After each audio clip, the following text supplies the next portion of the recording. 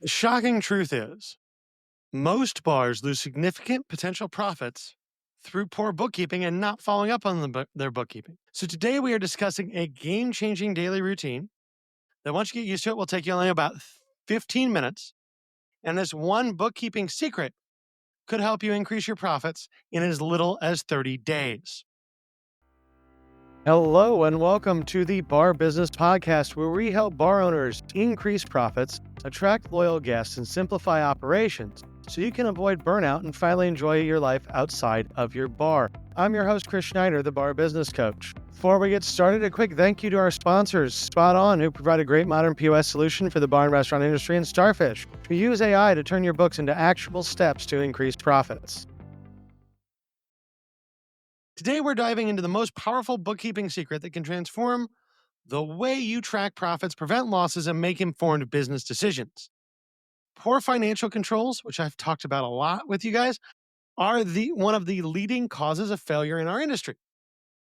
I think that's pretty simple, right? Businesses don't fail if you have enough cash. Businesses do fail when you don't have enough cash.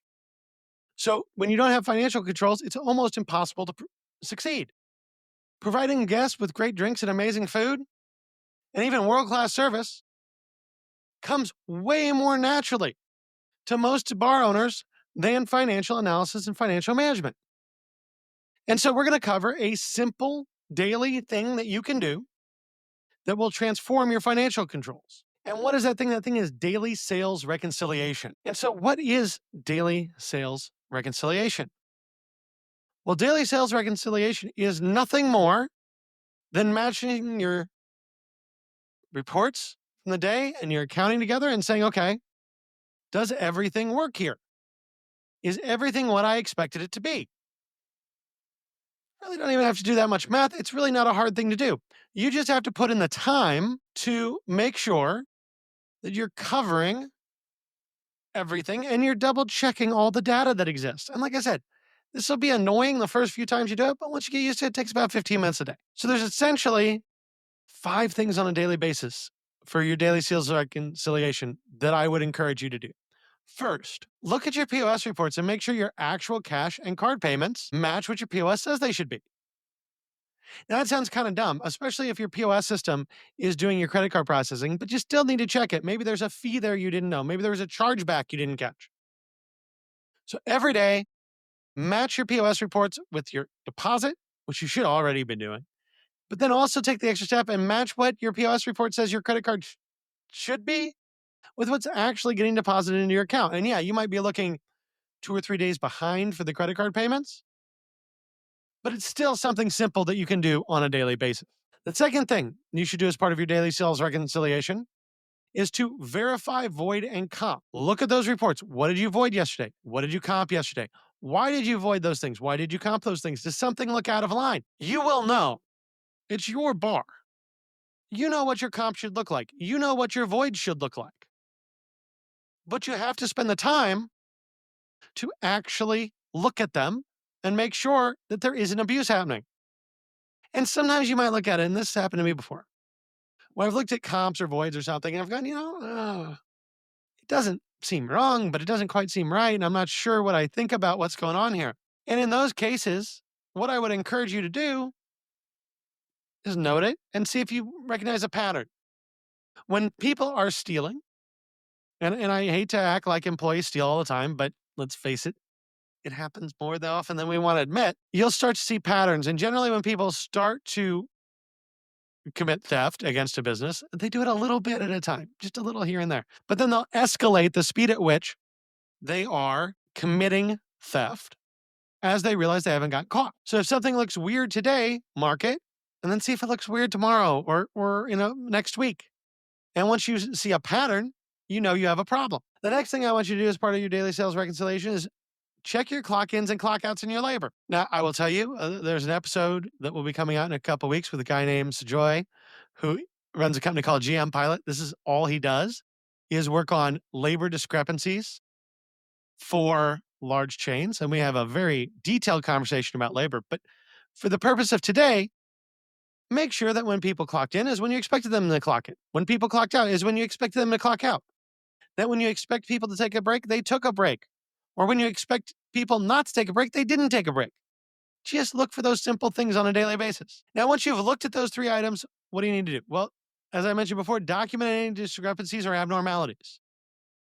Make sure that you're looking at those, not just what's weird today, but is what's weird today the same as thing that was weird a couple days ago?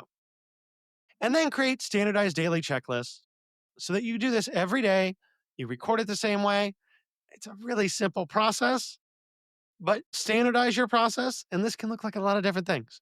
Personally, I do everything digitally. So I would just have a Google folder and I would have a doc every day or a spreadsheet every day. Hey, here's the reconciliation. Or maybe I just use a sheet and I do the reconciliation every single day in the same sheet. But however you want to do that, whether it's digitally or on hard copy paper or just a notebook where you write this stuff down, I don't really care. But create a standardized way of doing it. Create a checklist every day that you follow so you can train your managers how to do this too. And that will make sure that your cash, your cards, your voids and comps, and your labor is at least basically where it should be. So how do we implement all this? Well, the first thing I will say is schedule the time. Now, frankly, my brain does not work. I don't know about the rest of you guys. My brain does not work well after a long shift. I've been running food. I've been bussing tables. I'm tired. My feet hurt. I don't want to do finance stuff at the end of the night. So I would do this first thing in the morning when I come in.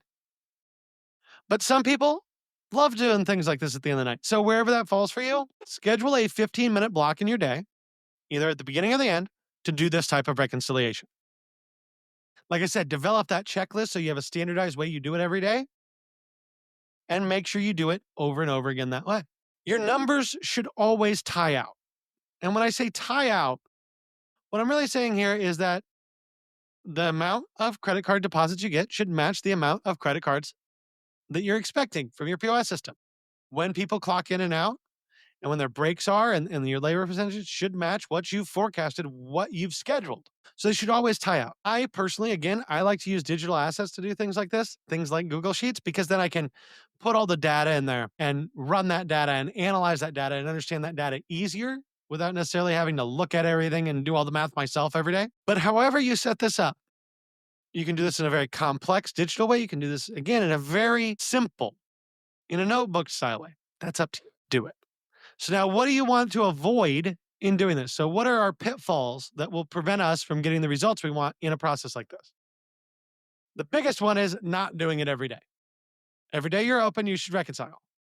And the reason why you should reconcile every day you're open is just to make sure everything is exactly where it should be, that you're not missing money, that people aren't abusing your clock, that people aren't abusing your voids and comps. The second big pitfall is ignoring the small discrepancies, right? A 0.5% discrepancy that continues always is a problem. Your next pitfall you want to avoid, failing to document.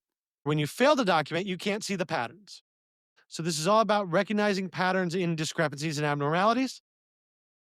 And then when you change something to try to fix that problem, you need to document what you changed. And quite frankly, one thing you want to avoid, and this is really tempting, and I get caught in this trap quite a bit, you don't want to change too much at once. You want to just change one thing, give it some time, see how that one thing impacts your data, and then change the next thing. So I would encourage all of you to start doing a daily sales reconciliation. And if at a minimum, look at your POS reports. Do they match your actual cash and card payments? Do they match your deposits? Does everything there tie out? Did you verify your voids and comps? Look through them, understand them, and nothing seems abnormal.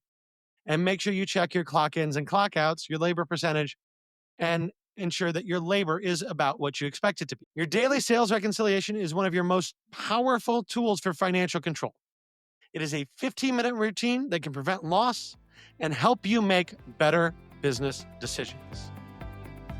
That about wraps it up for today. If you enjoyed today's insights, make sure you like, subscribe, and leave a review. If you are ready to take your bar to the next level, schedule a strategy session with me by clicking the link in the show notes below. Until next time, have a great day, and we will talk again later.